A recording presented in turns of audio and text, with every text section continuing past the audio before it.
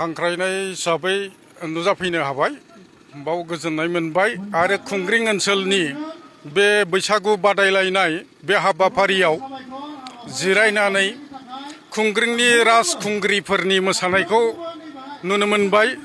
खुंग्रिंनि राजखुंगुरफोरनि खननाय गोदै मेथाइखौ खोनासंनो मोनबाय बाव गोजोननाय मोनबाय आरो बे बादायलायनायखौ जाय बिजिरगिरिफ्रा बिजिरनानै बान्था होनायनि दिनैनि हाबाफारि लादों बे बान्थाखौ होनो मोननानैबो आं जथेस्थ रोखोम गोजोननाय मोनबाय।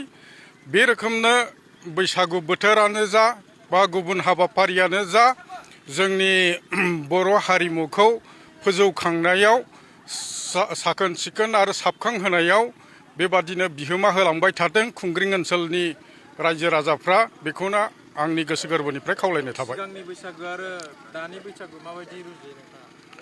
सिगांनि बैसागुआ एसे क्लासिकेल बैसागु होननानै बुंजायो।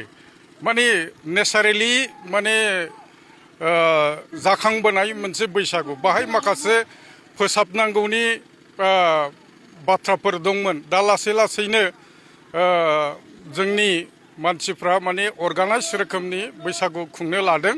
बियो जोंनि कालचारखौ बा हारिमुखौ फोसाबलांनायनि मोनसे माने नुथाय बा बिदिन्थि होननानै जोङो बुंनो हायो।